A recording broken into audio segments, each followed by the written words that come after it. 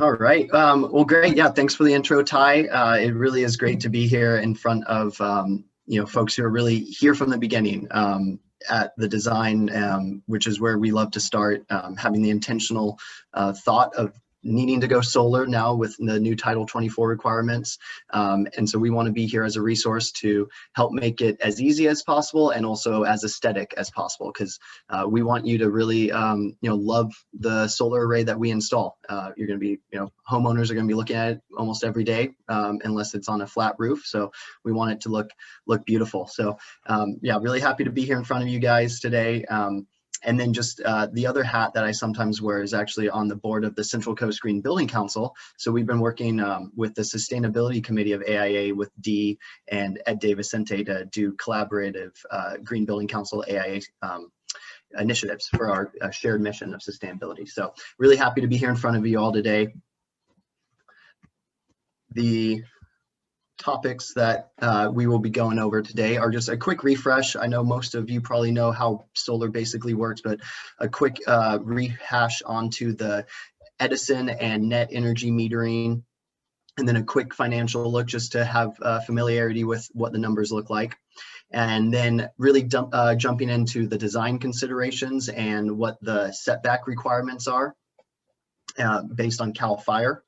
And then how solar and batteries integrate, specifically the different chemistries of batteries, and then how we size batteries so that we're not breaking the bank with a battery that's more powerful and larger than you'll ever need versus what gets you by in an outage, because you have solar, so the solar is going to charge it the next day and the battery gets you through the night. So that's how we will go into that design process. And then we'll do a quick jump into trends and current events in the solar and battery industry, and then finish off with some health and safety aspects and why it's beneficial for both clients and the environment to go solar. So first things first, a real quick, is solar right for homeowners? Now, it's going to be required for the new construction, but one of the main factors is owning the home, and that's to be able to claim the federal tax credit, which is 26%, and that tax credit is applicable to the entire solar project cost. So any electrical or roofing costs associated with the solar or the battery installation is eligible. And it does have to be the primary residence to claim that tax credit. There's another loophole about an LLC owning it as well, but most often it's the primary residence of the client that gets to claim the tax credit. And then south is going to be the best azimuth, and we always look at the shading on the roof. When I come over for a site visit, I have a device that is handheld that measures the shading that hits the roof, and then we also use a really sophisticated software that has a Google Map overlay that uses LiDAR. So it's radar for light, and it has really exact measurements of how much sunlight hits the roof at any given point throughout the year. So it's gotten really accurate at predicting and estimating what the solar array will produce in kilowatt hours throughout the year.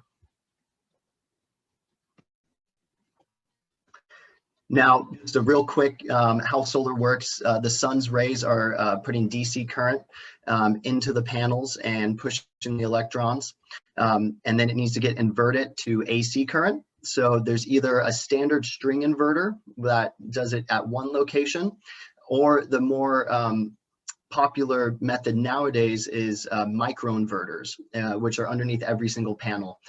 So it's converting from DC to AC immediately at the panel. So it has some efficiency gains, specifically for shading, hitting different points of the roof during the day. The microinverters will produce more.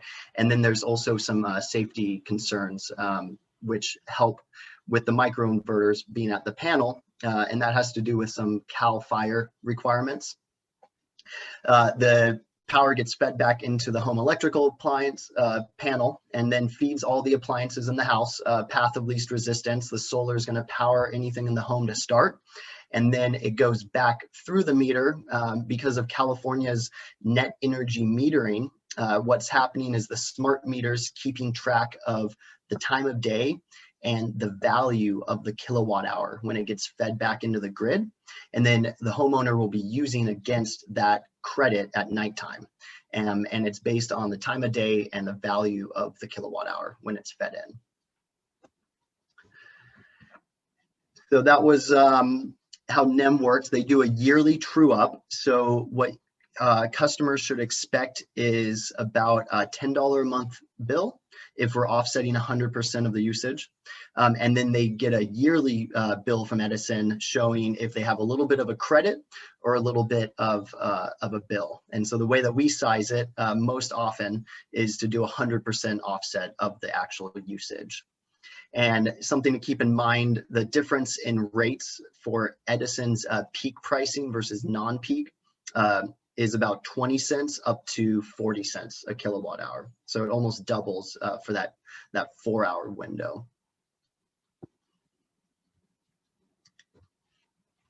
And I can't see the chat, so Ty, maybe if there's any questions, just maybe give me a little nod and I'll look at the chat box. So now really jumping into what's applicable to a lot of what you all will be seeing and have been bringing to me. I've worked with a few of you already, which we love being the resource for, what are the new requirements and how do we meet them? So the new Title 24 solar requirements are really for about 53% of what the home would use. So it's not set to cover everything, but it's doing a large portion of it, a little bit more than half, and it's helping with the environmental costs and helping with decreasing the demand on our grid. And the two methods for Title 24 are either the prescriptive or the performance. So prescriptive is generally what we're doing, which we'll go into in the next slide, and that's sizing the solar array based on square footage and a few other things that we'll show in the next slide. And then performance-based would be if we can't meet all the requirements, we can do a few things extra to make up for lacking in others. But generally speaking, we're doing the prescriptive. So for the prescriptive, it's required for all climate zones, and it's based on the conditioned floor area with number of dwellings and the climate zone. And there's an equation that I'll show in the future slide, but we do all that sizing for you. So I plug in this calculation and get a power output of the system. So it's nothing too complicated on your end, but we are taking into account those three things. And then one of the main parts of it is that it has a range of what are the applicable solar areas. So it has to be between 90 degrees to 300 degrees, so pretty much east to slightly past west. And then there are a few shading kind of exemptions. So, if there is large obstructions coming out of the roof, that can kind of dictate where the solar has the ability to go or not. And then this here is the actual DC rating formula.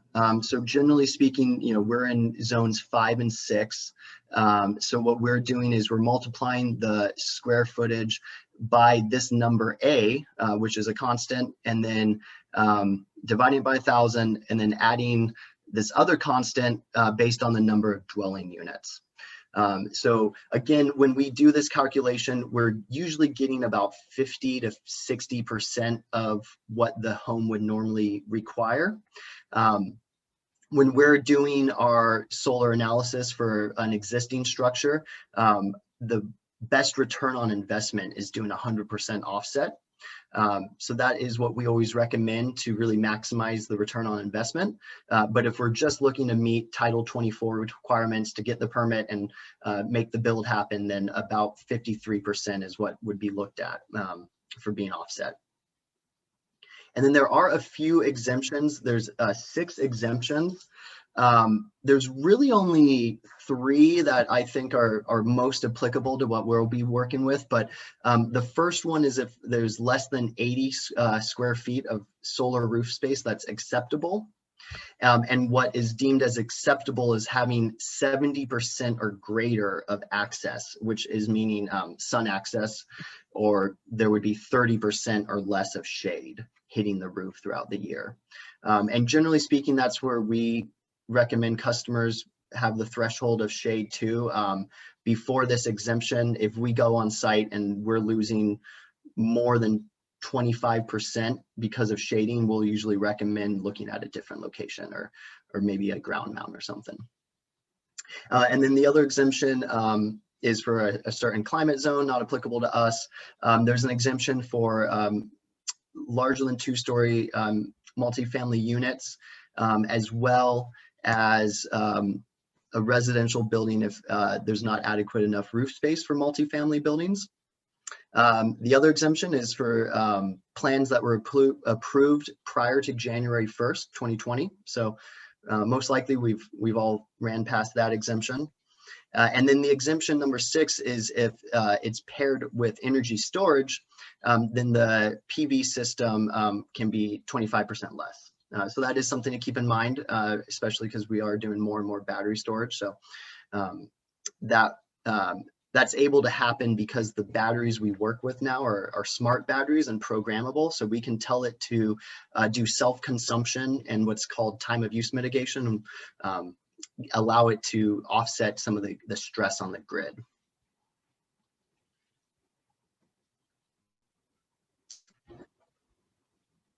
Next, just a real quick look, just a top level look at what some of the benefits are going solar. I know that you guys don't need to be sold on solar, so we'll just go quick through this. But most of our customers are seeing a rate of return of about 15% and a payback period of about 7 years. And one of the biggest reasons for this is the 26% federal tax credit. So that's really been a good for the solar industry.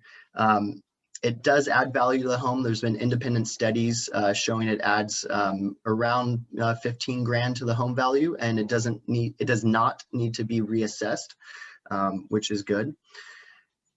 The environmental benefits are pretty incredible. The carbon cost of manufacturing a solar panel is offset after 3 years of it being operational. And since most panels are going to last for 25, 30 years, and the panels are, doing more than 20 years of, carbon negative. So really, really cool what they're doing. And then, yeah, just being resilient and keeping costs down. For timeline, it can be a bit different for jurisdictions. Surprisingly, we have one of the best permitting processes with the city of Santa Barbara. They just made solar same-day permit, which is pretty incredible. This is for systems less than 10 kilowatts. So that's something to keep in mind. If it's over 10 kilowatt, it is no longer an expedite permit and would probably add about a month. And then with the county, we've seen about 3 weeks to a month for permit approval as well. And then the ending portion can vary a little bit. Technically, the utility has 30 days to issue their permission to turn the system on, but we've actually seen them issuing it in less than a week now. So they've actually really gotten their act together and been doing a bit better, quicker job. And then just a quick look at warranties and maintenance. That's one of the things that we like to really make sure our customers are familiar with, because they're going to be on your roof for 25 or 30 years. So pretty much across the board now, solar panels have a 25-year warranty, and that's going to be both on the product functioning, just working or not working, and then the actual production output. So most panels are guaranteeing after 25 years, the panel will produce between 80 and 90% of its original output. So that's an incredible threshold compared to, a decade ago when panels were getting down to the 50 to 70% degradation. So, and they really are bulletproof, to say the least. In the industry wide, the failure rate on solar panels is less than 0.5%. So they really are incredibly manufactured nowadays. And what that means to keep in mind is really, what's doing all the work is the inverter going from the DC to the AC. So that's where we always make sure that there's a 25-year warranty for the inverter.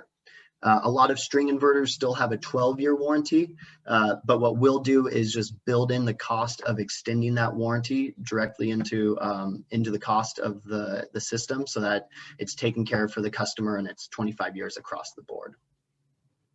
And then workmanship, pretty standard, 10 years. That's what we do at Brighton, and that's for all of our actual physical connections and racking and house steps physically attached to the roof.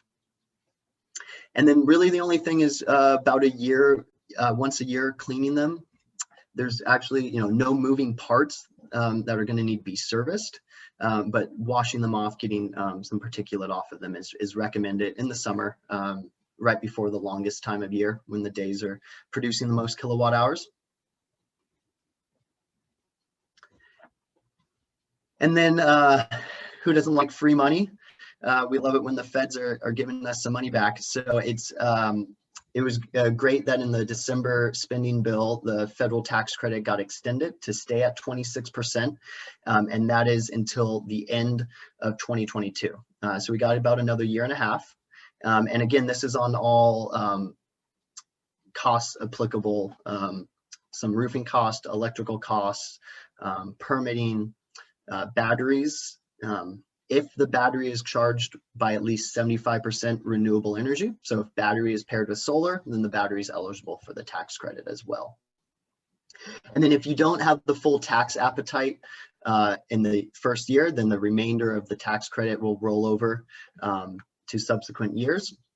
And then just a disclaimer, I am not a CPA, so I do recommend talking to your financial advisor for the exact process for what you'll want to do. And then there are some financing options out there. It's good to keep in mind what contract you're getting into.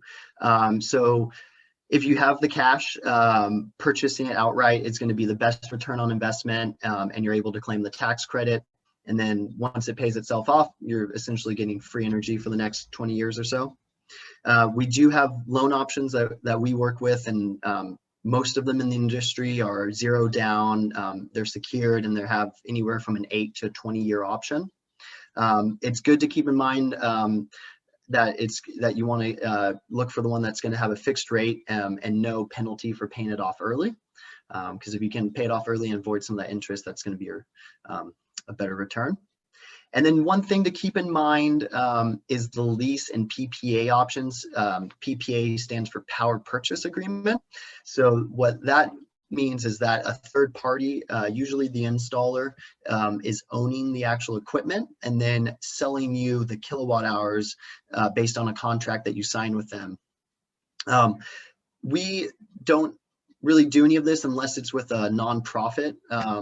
The reason why we don't do it with homeowners is just because the tax credit isn't able to be claimed by the homeowner. And then it also gets to be tricky if they ever go to sell their home. The PPA or lease doesn't immediately transfer, so the new owner would have to either buy it outright or the existing owner would have to pay it off before selling the home.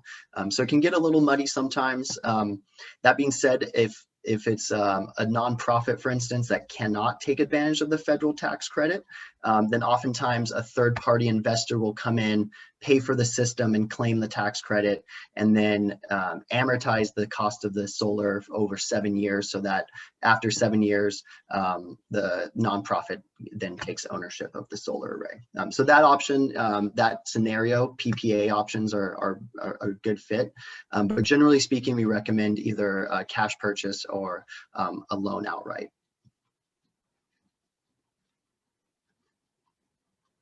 All righty, so now the fun stuff, our design aspects and considerations that we like to keep in mind.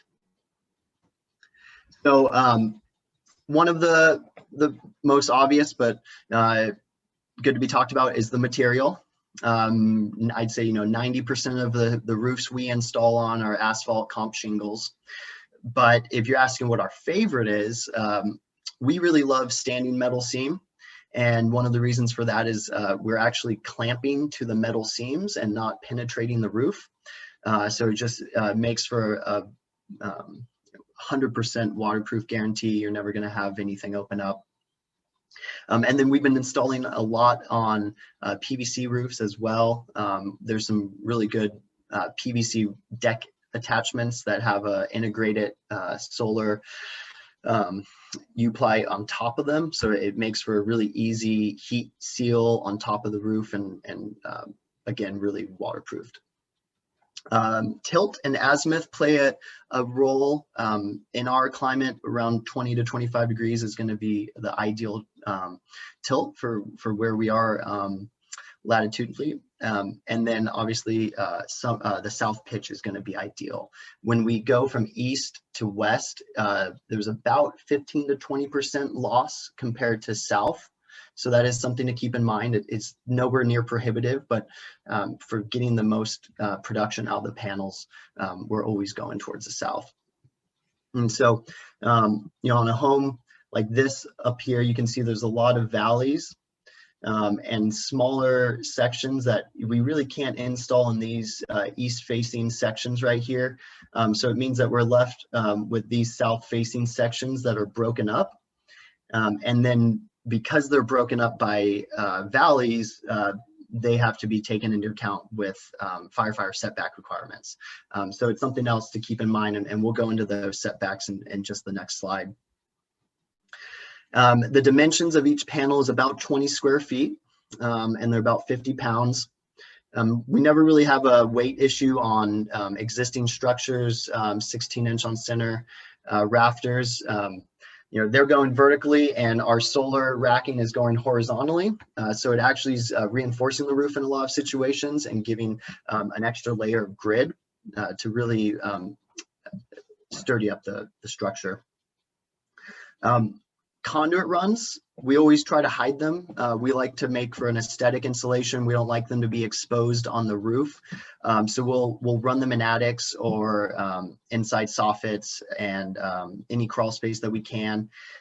Something important to keep in mind though is that the conduit for solar is not going directly back to the electrical panel. It's first going to either go to an inverter or a piece of monitoring equipment.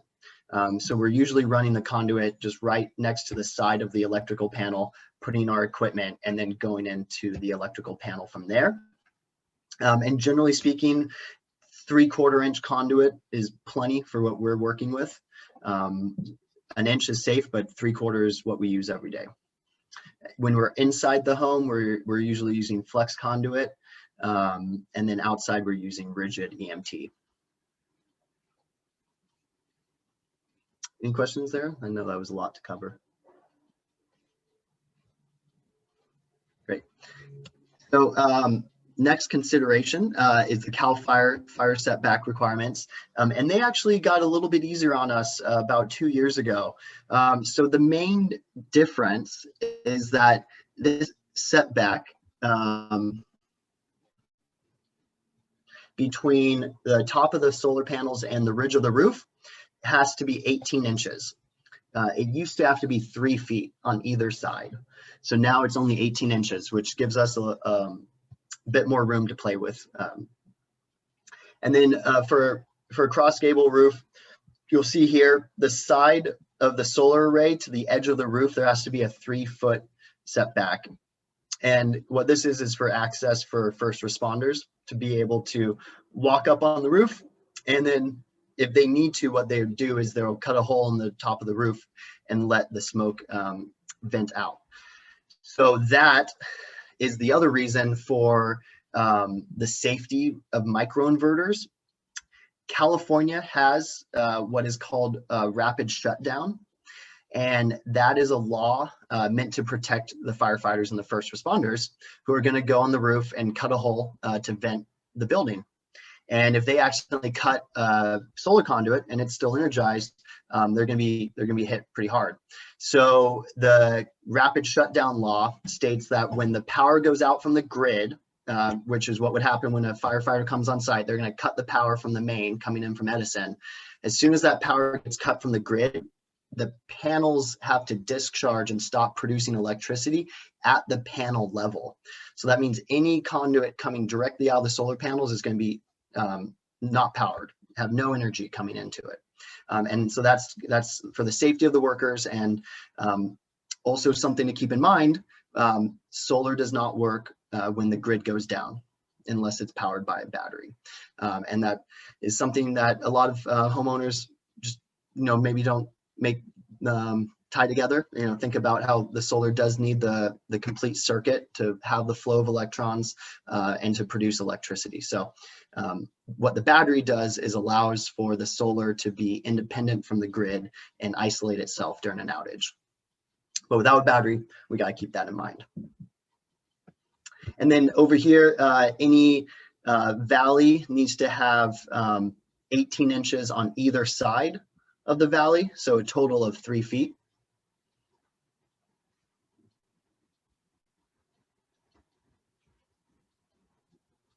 Then what I want to show is some example projects for different design aesthetics. And on these, you'll see the standard comp shingle roof. What we do is we put a metal skirt in the front of the solar array so that you can't see underneath it and see any wires or anything. But it still allows airflow to come in from either side. And there is a little bit of gap, so leaves and some debris and rainwater and stuff can go underneath it.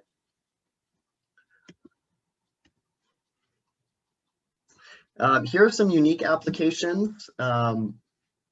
This is over at Anacapa Studios, actually, and we integrated these translucent solar panels vertically. So they're, not the best necessarily in production, but for aesthetics, you can't really beat that. So, sacrificing a little bit on production to really integrate them into the building design. So this is one of my favorite applications. I think it just came out so beautifully. And then you can see here, this bottom left photo, this was actually on one of the architect tours in 2018, the Independence House. So we were able to integrate 4 panels pretty tightly into a flat roof space up here. And then right over here in the corner, you can actually see 4 more of these same translucent solar panels. So they don't have a frame, they're just 2 pieces of glass with the solar cells wafered between them. So really, really cool ways to kind of, get a little extra production out of difficult spaces. And then this array up here, you can actually see that the panels are on the top, just barely out of sight, but just visible barely. Here are flat roofs. So something to keep in mind is that we prefer for them not to be completely flat, and that's going to be for performance and so that sediment doesn't build up on them in the rain. So having a little bit of a tilt is going to be best for maintenance and cleaning and production of the panels. So you can see here in the upper right, this flat roof actually has a little bit of a tilt to it.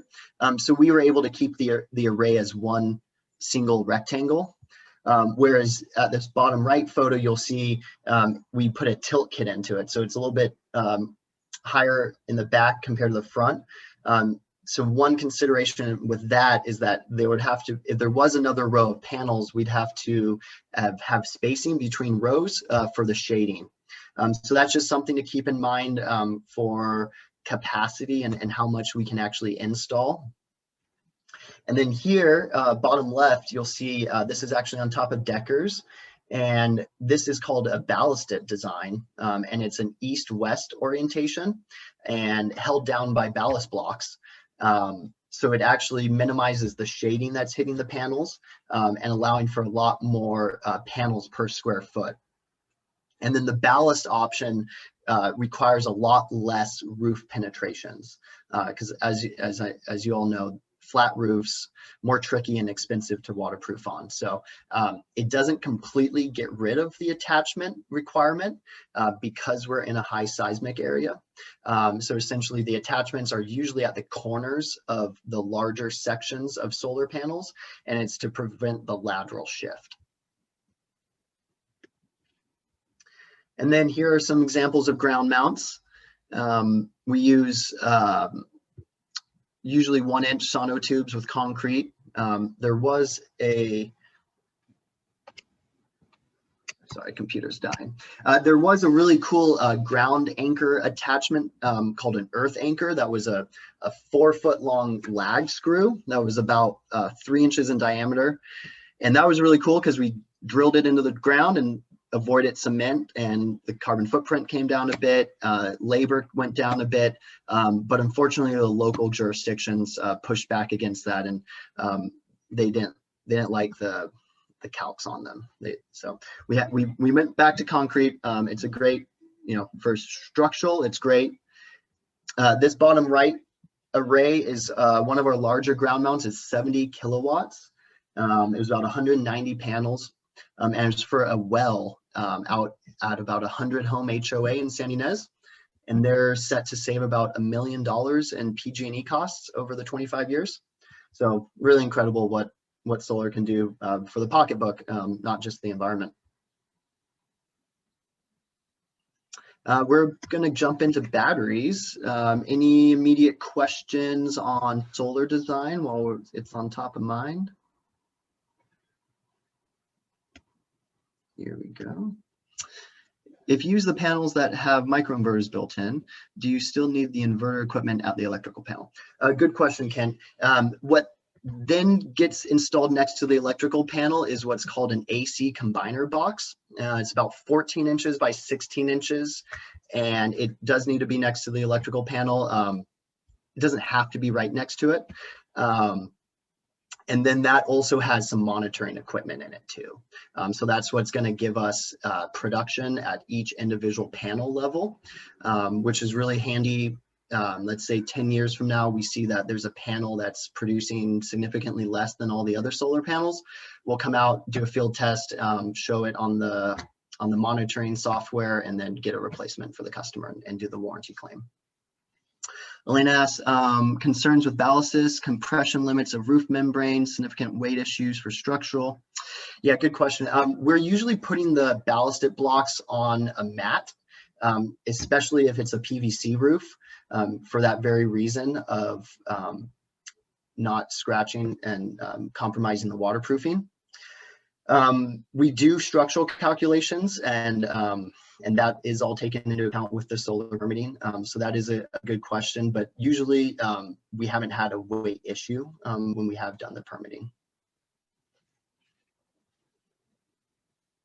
Good questions, folks.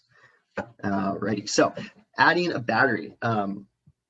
I get told often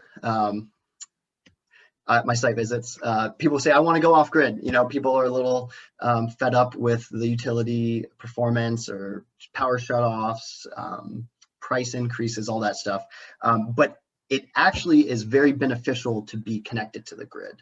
And that's mainly because of the actual power output that batteries can discharge right now.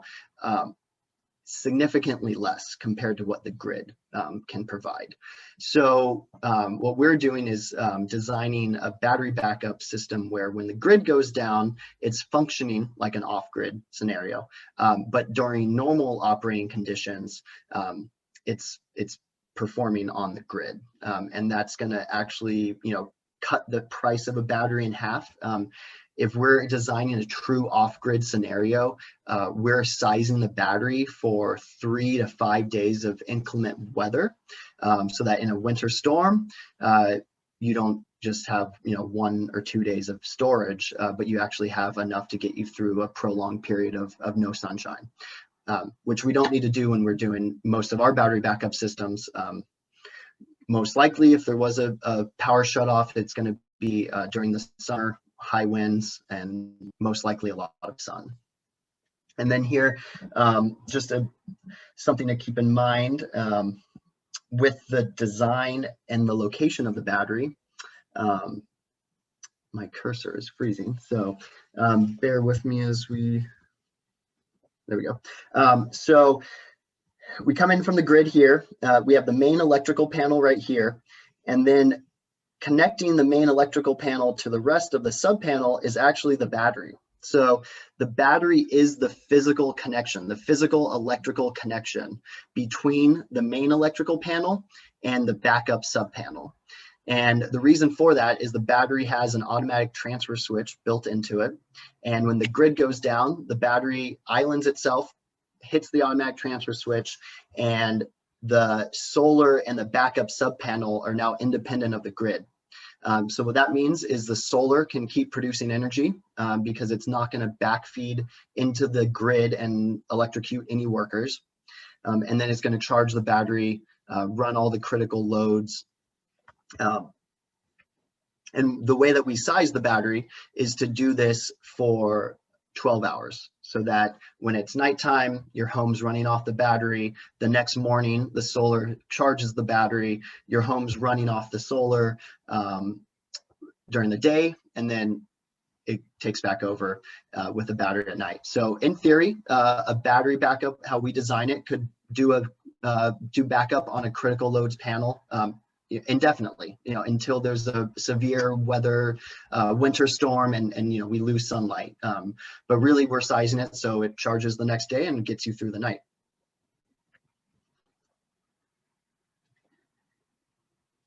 One reason why we are having to do a critical load sub panel is that in Southern California, most all of our main electrical panels have the actual meter socket built into the electrical panel.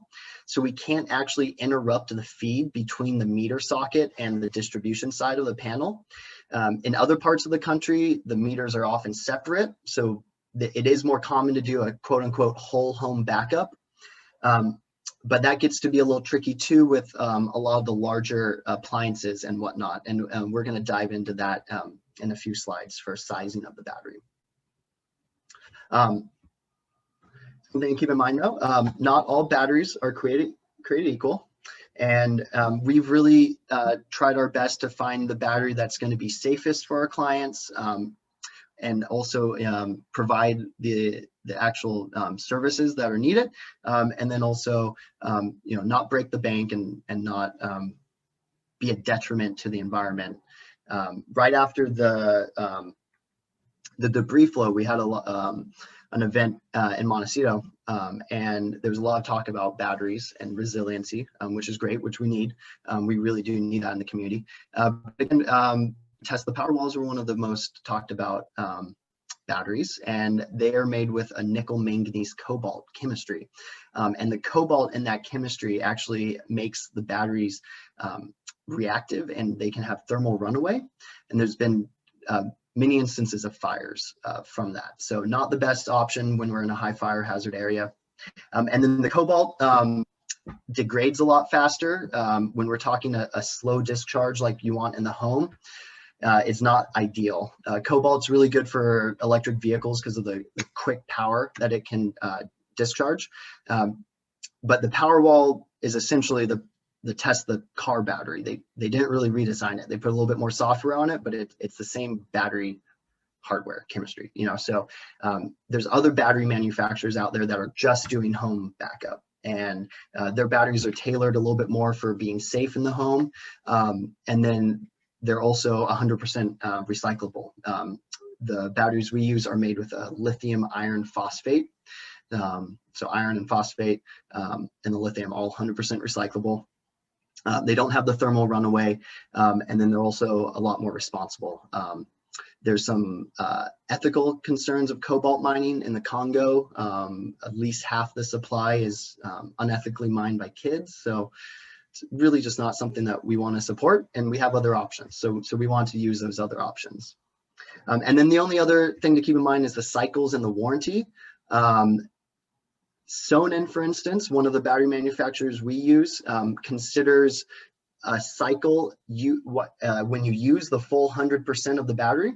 So if you went down to 90% and back up to 100, you'd have to do that 10 times to make one full cycle. Whereas with some other manufacturers, Tesla for one, if you go down to 90 and back up to 100, they consider that one cycle. So there's a little bit of tricky wording in the warranty that's just to be aware of. And then the other question that we ask is, what is the application for the battery backup? Are we just doing essential loads for a power outage? or are we looking to further maximize the battery's performance? And the two manufacturers that we work with, Enphase and Sonnen, they have smart battery and time of use management. So what we'll do when we install the battery is program it to discharge and provide energy to the home for the peak energy pricing of 4 to 9 p.m. So that's going to cut down on the most expensive parts of the electric bill and further help the solar. Another reason for the reduction in the Title 24 if you have energy storage, because it's providing essentially solar to be able to be used for longer into the evening. The batteries have a smart monitoring capability, so they show what the solar's putting into the battery. They see what the house is taking away, what it's using in real time, and then there are a little bit higher models of batteries where they actually have load control, and there are batteries that integrate with Lutron and Crestron and home automation systems. So that's been a really cool kind of for the user interface and also for sustainability. The battery can, if it knows it's going to have a heat wave, it can cool the house a little bit earlier in the day and, have smart forecasting. And there's some really cool sort of home automation integrations that happening. But again, that's more like a $50,000 or $60,000 battery instead of $15,000 or $20,000 battery. So again, really cool features, but it does add a lot to the bottom price tag. And then one other consideration for designing the location is that in California, batteries can no longer be in a habitable living space. So Sonnen, the battery manufacturer that we love, their marketing team would have you put them in the living room, and some of their literature shows that, and it's sleek, it's really aesthetic, it looks beautiful, but we can't do that in California. So mostly garages are where we're installing them, and then we do have an outdoor rated battery option, and that's what we'll jump into right now. That's made by Enphase, and it's called the Ensemble battery, and this one is actually in a NEMA 3 outdoor rated enclosure, so it can be fully installed outside, mounted on the wall. And this on the left here is the 10 kilowatt hour capacity. And then the unit on the right that's smaller is the brains of the battery. So that's the smart switch, and that's where all the solar feeds into, and where the electrical panel critical loads feed into. And this, again, this is a 10 kilowatt hour size battery. So this model, the Enphase battery, comes in increments of 3.36 kilowatt hours. So it would be about a third of this size for that base model, the 3.36. This 10 kilowatt hour unit has a max power output of 3.84 kilowatts. And we'll dive into that in the next slide, but that's something to keep in mind. Again, that's really the main reason why we're not doing whole home backups, is because a lot of the HVAC equipment, pumps, big ticket items are drawing more than that and causing the battery to overload and shut down. The batteries all have a pretty good reset process, so that they're not going to get fried if they turn on something too large, but they turn themselves off and then they reset in a few minutes. So they have good safety protocols so you don't hurt the battery, but it is something to keep in mind. The cool thing about the Enphase battery is it integrates directly with the Enphase microinverters. So there's really good user interface, and just allows for module ability, which is really great. Next one is the Sonnen, and this is the other manufacturer that's cobalt free. This one has to be installed inside though, so that's just something to keep in mind, and it starts at 10 kilowatt hour capacity. I'm gonna go a little bit quicker here just because I don't want to go over. Respect all your time. So again, this is really kind of the meat and taters of batteries, is what can we back up. So what I always like to talk about as a good analogy is the horsepower of a car versus the miles per gallon, or the actual fuel tank capacity, not the miles per gallon, the fuel tank capacity. So the power output of the battery is like the horsepower. And so most of the batteries are going to limit you to 4 to 5 kilowatts of power.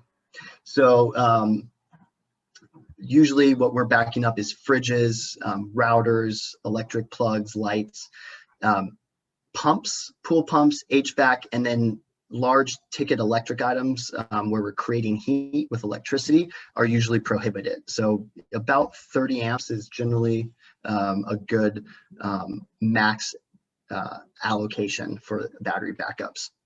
And then just a real quick capacity exercise for people to see how we're sizing it. Just for one load, let's say we have a 3 amp fridge and it's running on 120 volts. So what that is requiring is 360 watts of power. Amps times volts is watts. So then to get from the power to the electricity is the duration of time. So let's just say the fridge is running for 12 hours, which it's usually running for half that time. It's turning on and off, but let's just say 12 to be safe. Then 12 hours times 360 watts is 4,320 watt hours. Divide that by 1,000 and you get 4.32 kilowatt hours. So that fridge is using almost half the capacity of a 10 kilowatt hour battery.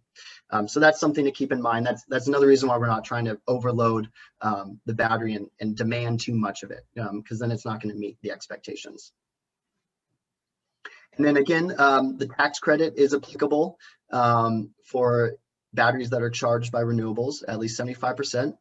And then there's also a self-generation incentive program through California, paid for by the CPUC, Public Utilities dollars.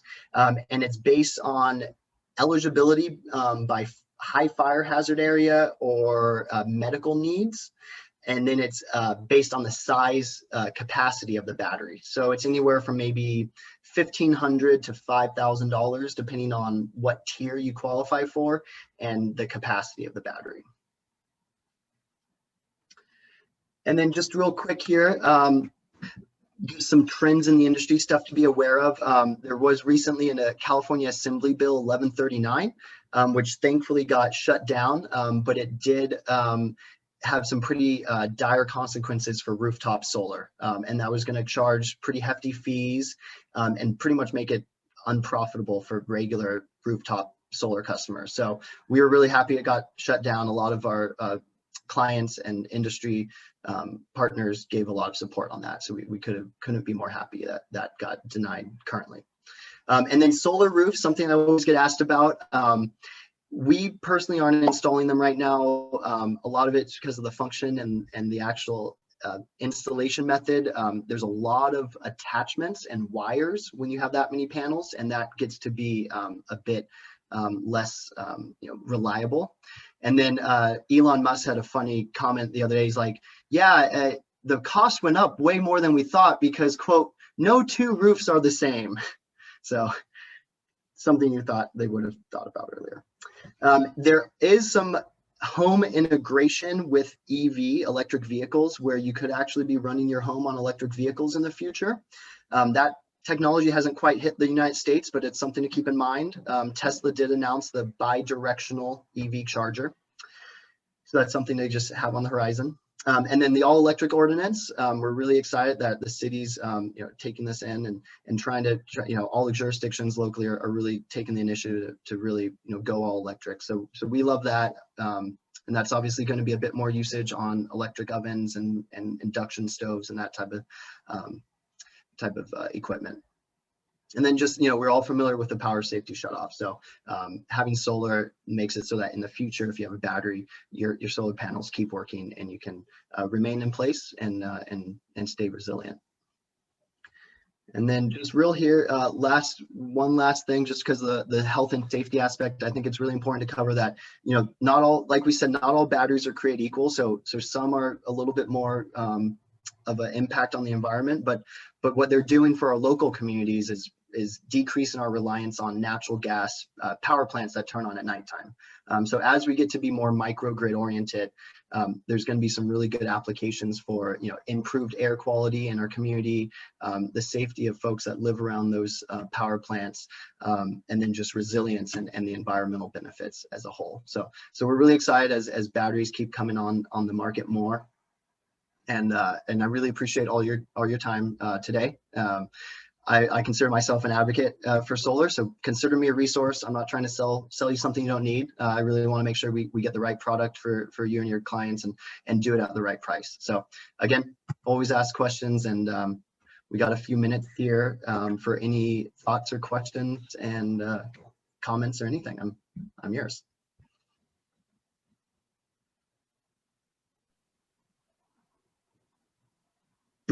I love it, the triangular, Elena.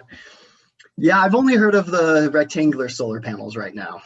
I think as you start to get into the wafers, the actual silicone cells themselves, it probably gets to be a bit trickier. Good question, Elena.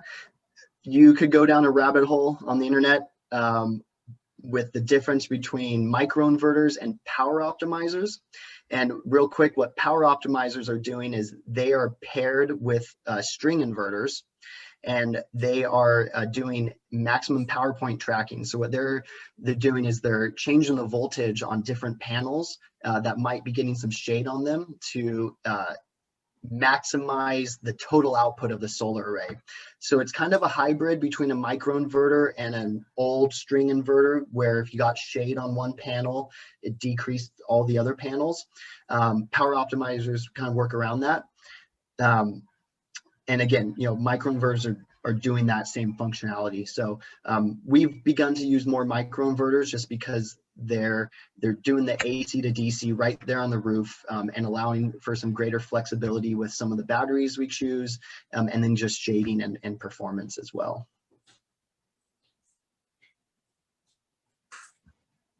Okay, thank you, Cash. We are exactly 1 o'clock.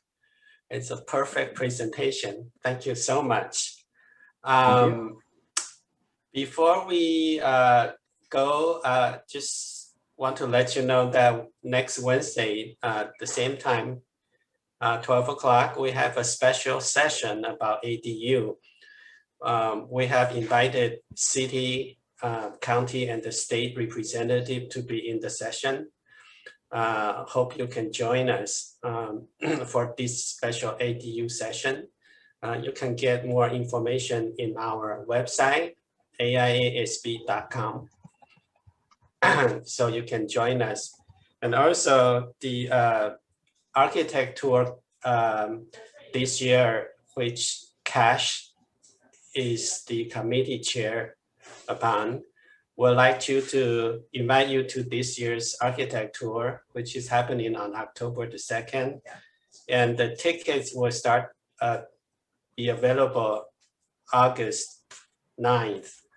Again, you can find out how to purchase the tickets on our website.